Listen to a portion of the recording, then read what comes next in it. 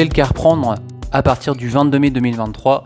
C'est à cette question que je vais essayer de répondre, puisque je vais te donner des infos sur la présence de personnes sur le terrain dès demain, donc à partir de lundi 22 mai, donc tu te doutes qu'aujourd'hui on est le 21 mai 2023, et je vais te donner des précisions pour que tu puisses aussi peut-être avoir des repères en tant que conductrice et conducteur, notamment sur la ligne 20, puisqu'on a découpé en deux parties la présence terrain, à savoir la partie quart des Abers et la partie Carbion. Donc moi je vais te parler de ce que je connais, de ce que je maîtrise, à savoir la ligne 20 et les renforts, pour te dire que dès demain, à partir de 6h50, on va dire, on sera sur le terrain.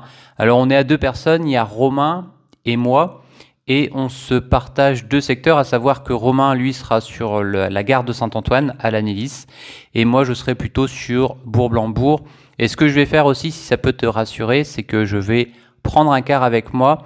Je vais en profiter aussi pour faire une vidéo, pour t'expliquer un peu comment on s'organise les premiers jours, qu'est-ce qui va se passer, comment on voit... comment on essaye d'anticiper, si tu veux, les difficultés, et comment aussi on essaye d'anticiper les solutions qu'on pourrait apporter. Et c'est le cas justement avec le car qu'on rajoute demain, à savoir que ce que je fais, c'est que je prends un car du dépôt, je vais directement aller le placer à l'aire du lac à Bourg-Blanc, et après je vais aller à pied jusqu'au bourg, donc avant l'heure de passage de car, pour déjà informer les voyageurs de l'évolution, de bien savoir s'ils ont bien pris en compte l'évolution, que les cars s'arrêtent plus au même endroit sur Brest, qu'il y a des connexions aussi avec le réseau Bibus, donc avec le tram à la porte de Gouinou.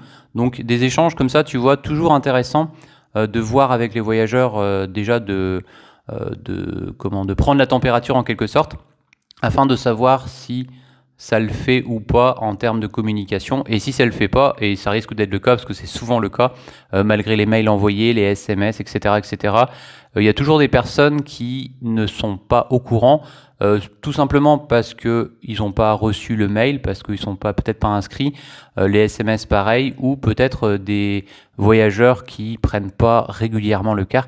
Donc ça peut être l'occasion, tu vois, d'échanger avec eux pour vraiment leur expliquer l'évolution. Et surtout, et c'est même, je pense, le plus important, de faire en sorte qu'il n'y ait pas de surcharge. Parce que la grande évolution, en tout cas sur la ligne 20, c'est que avant, si tu veux, les 6 quarts du matin, à savoir ceux qui partent aux alentours de 6h30 sur Landéda et Plouguerneau, et aux alentours de 6h50 de l'Annélis, ils se rejoignaient sur un parking, donc qui s'appelle Aire du Lac, à Bourg-Blanc. Et aujourd'hui, cet échange n'existe plus. Alors pour plusieurs raisons. La première, tout simplement parce que ça va nous permettre d'aller en direct sur Brest et gagner du temps, du temps précieux, parce qu'on va arriver en période de travaux. Ça risque d'être un peu plus compliqué, peut-être pas au tout début, mais surtout à partir de septembre 2023. Donc on anticipe les ralentissements sur Brest, parce que si tu n'es pas au courant et que tu écoutes ce podcast et que tu es voyageur, nos véhicules, en tout cas le matin, les 6 cars sont réutilisés. À savoir que quand on arrive sur Brest, ensuite, les véhicules reviennent sur d'autres communes, donc par exemple Coatméal, Plouguerneau, Landéda, etc., pour enchaîner des services scolaires. Donc c'est pour ça qu'il faut vraiment qu'on ne soit pas trop en retard pour pouvoir arriver ensuite à l'heure au second service. Et donc peut-être pour te dire un peu plus qu'est-ce qu'on va faire à partir de demain. Donc pour résumer, on est présent sur le tour de 8h, à savoir 6h50 de l'Annélis, et moi je serai présent aux alentours de 7h à Bourg-Blanc. Donc on va expliquer aux clients ce qui se passe et comment il faut de quelle façon ils doivent prendre leur car à présent. Et ce que je vais faire après, puisqu'il y a toujours des personnes qui n'ont pas l'info, c'est que je vais retourner après au fameux parking Aire du Lac, vu qu'on n'ira plus. Enfin, on n'ira plus faire les échanges. Moi, je vais laisser un car volontairement là-bas pour vérifier ensuite qu'il n'y a pas de client à attendre à cet arrêt, et ce qui risque d'être le cas. Et c'est pour cette raison que tu vois que quand je vais retourner au parking, il y a de fortes chances que j'utilise ce véhicule pour amener les personnes qui n'étaient pas au courant jusqu'à Brest. Donc ça risque d'être porte de Gouinou, Kirichen-Choiseul, et jusqu'à Jules-Lesven, et en profiter aussi pour faire la communication. Donc ça, c'est pour demain matin. Et ce que j'ai prévu, moi, pour le soir, donc plutôt pour l'après-midi, vu que la grande affluence, enfin les affluences sont surtout aux alentours à partir de 15h30, sur le tour de 16h30 et de 17h30. Je pense que ça sera indispensable aussi que on soit sur place, en tout cas peut-être pas 2 personnes, mais une personne à 15h30, à 16h30 et à 17h30. Donc là, l'idée, c'est que moi, je sois à Kirchen-Choiseul. Donc c'est maintenant le gros arrêt en fait pour toutes les personnes qui arrivent des établissements de Kirchen, etc., etc., et aux alentours.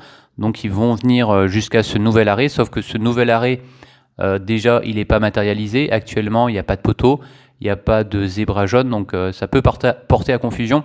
Donc l'idée, c'est que j'aille jusqu'à l'arrêt Kirchen-Lesven, qui est vraiment à proximité, pour aller voir s'il n'y a pas des clients de nos lignes qui sont en attente à cet endroit-là, vu que c'est pas à cet endroit-là qu'on va les prendre.